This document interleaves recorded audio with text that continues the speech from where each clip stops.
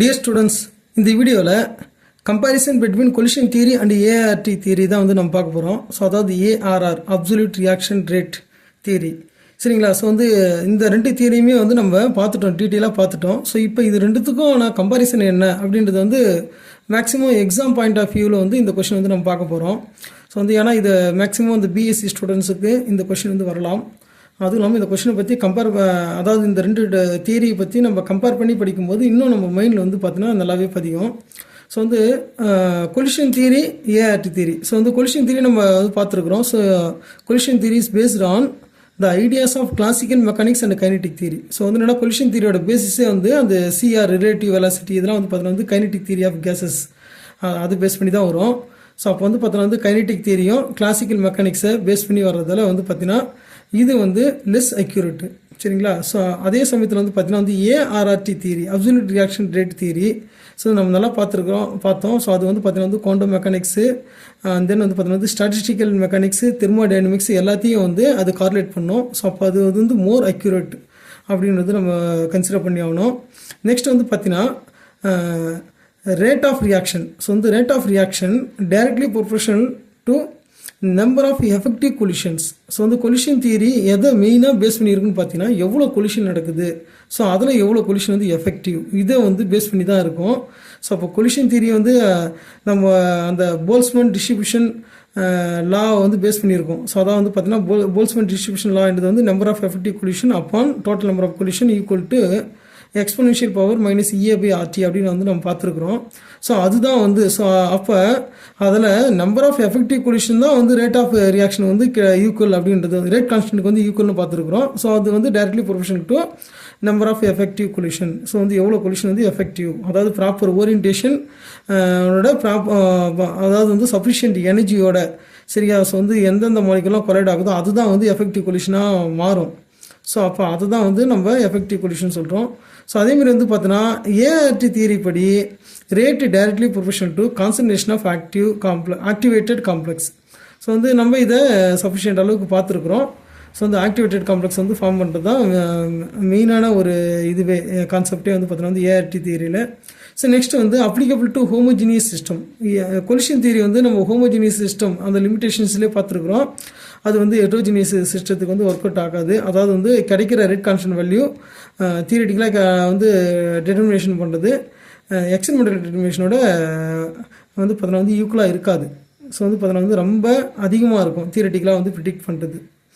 So next வந்து பார்த்திங்கன்னா வந்து ஏஆர்டி தியரி படி ஸோ ஏஆர்டி தியரி வந்து ரெண்டுத்துக்குமே அப்ளிகபிள். அதாவது வந்து ஹோமோஜினியஸ் ஹெட்ரோஜினியஸ் ரெண்டு சிஸ்டத்துக்கும், அதாவது வந்து இந்த ரியாக்டன்ட்டு ப்ராடக்ட்டு கேட்லிஸ்ட் எதாவது யூஸ் பண்ணால் இதெல்லாம் வந்து ஒரே ஃபேஸ்லேயே இருக்கணும். ஸோ அதுதான் வந்து பார்த்தோன்னா ஹோமோஜினியஸ்னு சொல்லுவோம். வேறு ஃபேஸில் இருந்துன்னா ஹெட்ரோஜினியஸ்னு சொல்லுவோம்.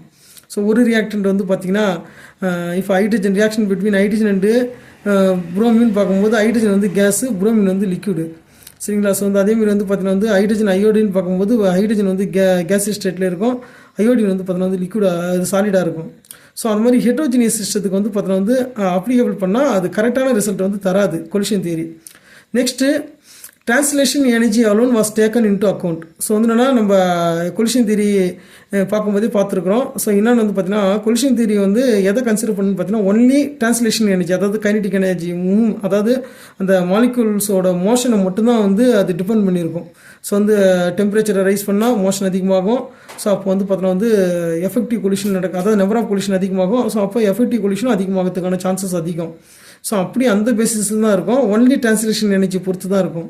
ஆனால் ஏஆர்டி தியரியை வந்து நம்ம பார்த்துருக்குறோம். ஸோ அதில் வந்து பார்த்திங்கன்னா rotation, vibration and translation energy எல்லாத்தையுமே வந்து அது கன்சிடர் பண்ணணும். எஸ்பெஷலி வந்து vibration energy converted into translation எனர்ஜியாக வந்து மாறுது அப்படின்றது வந்து நம்ம பார்த்தோம். ஸோ வந்து ரொம்ப இம்பார்ட்டன்ட் பாயிண்ட் இது. So next collision theory is applicable only to simple molecules.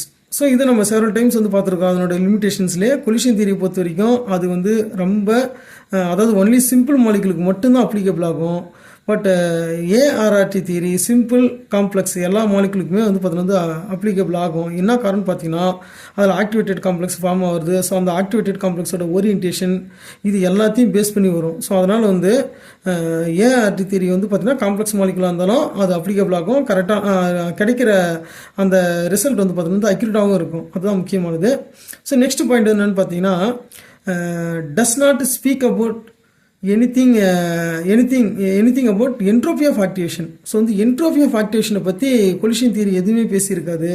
But ஆனால் வந்து என்ட்ரோபி ஆஃப் ஆக்டிவேஷன் வந்து பார்த்தோன்னா வந்து ரொம்ப ஒரு முக்கியமான விஷயமா ஏஆர்டி தியரியில் வந்து பேசியிருக்கோம். அதாவது அதனோட என்ட்ரோபி கால்குலேஷன் பண்ணுறது. ஸோ அதை பேஸ் பண்ணி வந்து பார்த்தீங்கன்னா ரியாக்ஷன் வந்து ப்ரிடிக்ட் பண்ணுறது, இது மாதிரி வந்து நிறைய விஷயம் வந்து இருக்குது. ஸோ நம்ம அப் டு ஐரிங் ஈக்குவேஷன் வரைக்கும் தான் பார்த்துருக்குறோம். ஸோ இந்த மாதிரி ப்ராப்ளம் எல்லாம் நிச்சயமாக வந்து பார்க்கலாம். ஸோ வந்து அதாவது ஐரிங் ஈக்குவேஷனை பயன்படுத்தி எப்படி என்ட்ரோபி ஆஃப் ஆக்டிவேஷன் கண்டுபிடிக்கிறது. ஸோ லைட்டாக சொல்லியிருப்பேன். இருந்தாலும் வந்து பார்த்திங்கன்னா அது அதாவது ப்ராப்ளம் ஓரியன்டாக நம்ம பார்க்கும்போது நல்லாவே வந்து நமக்கு புரிய ஆரம்பிக்கும். ஸோ இந்த ஃபைனலி வந்து பார்த்திங்கன்னா இந்த கொலிஷன் தியரி பேஸ் பண்ணி ரேட் கான்ஸ்டன்ட் வந்து தியரிட்டிக்கல் ரேட் கான்ஸ்டன்ட் வந்து எப்படி இருக்குன்னு பார்த்தீங்கன்னா K ஈக்குவல் டு இந்த ரோ இன்ட்டு வந்து ஸ்டெரிக் ஃபேக்டரு. சரிங்களா, ஸ்டெரிக் ஃபேக்டர். ஸோ இது வந்து கொலிஷன் நம்பர். ஸோ அதாவது வந்து நான் ZAA ZAB இதெல்லாம் நான் பார்த்தேன் இல்லையா. ஸோ அதுதான் வந்து. ஸோ நெக்ஸ்ட் வந்து பார்த்தீங்கன்னா வந்து e⁻−EA/RT. ஸோ இது வந்து கொலிஷன் தியரி பேஸ் பண்ணி கிடைக்கிற ரேட் கான்ஸ்டன்ட் வேல்யூ. ஸோ இது நமக்கு நல்லா தெரியும் ஐரிங் ஈக்குவேஷனு. ஸோ ஐரிங் ஈக்குவேஷனை பொறுத்த வரைக்கும் K equal to KBT/H into exponential power minus ΔH/RT. அதாவது வந்து ΔH ஹேஷ்டேக். ஸோ ஹேஷ்டேக் இது வந்து டபுள் டக்கரு. ஸோ வந்து 2 கோடு போட்டால் ஹேஷ்டேக். பெரும்பாலும் நம்ம ஹேஷ்டேக் டபுள் டக்கர் எது வேணாலும் யூஸ் பண்ணலாம். ஸோ வந்து இப்போ அதாவது என்னென்னா நம்ம இதை பார்த்துருக்குறோம். ஸோ என்னென்னா இது ஐரிங் ஈக்குவேஷன் மூலமாக கிடைக்கிற ரேட் கான்ஸ்டன்ட் வேல்யூ. சரிங்களா. ஸோ வந்து இது எல்லாத்தையும் கார்லேட் பண்ணுது பாருங்கள். ΔH ΔS எல்லாத்தையுமே கார்லேட் பண்ணோம். ஸோ அதனால் வந்து ரொம்ப அக்யூரேட்டான ஒரு ஈக்குவேஷன் இது. ஸோ இதன் மூலமாக வந்து கிடைக்கிற அதாவது என்ன சிம்பிளாக இருந்தாலும் சரி, காம்ப்ளெக்ஸ் மாலிகுலானாலும் சரி, ஹோமோஜினியஸாக இருந்தாலும் சரி, ஹெட்ரோஜினியஸாக இருந்தாலும் சரி, எல்லாத்துக்குமே வந்து பார்த்திங்கன்னா வந்து ஐரிங் ஈக்குவேஷன் அப்ளிகபிள் ஆகும். சரிங்களா. ஸோ இதுதான் வந்து பார்த்திங்கன்னா அதாவது அந்த கொலிஷன் தியரிக்கும் ஏஆர்டி தியரிக்கும் இடையில் இருக்கிற டிஃப்ரென்ஸு. ஸோ வந்து ஜென்ரலி எல்லாமே டிஃபர் ஆகும், நீங்கள் பார்த்தாலே தெரியும். ஸோ டிஃப்ரென்ஸ் தான் வந்து கம்பேர் பண்ணியிருக்கிறோம். ஸோ வந்து இந்த இதை வந்து பார்த்தோன்னா நீங்கள் திரும்ப படித்து பாருங்கள். ஸோ நிச்சயமாக வந்து பார்த்திங்கன்னா இது எல்லாமே நம்ம தெரிஞ்சிக்க வேண்டியது நம்மளோட கடமை ஆசிய கெமிஸ்ட்ரியாக. Thank you for watching.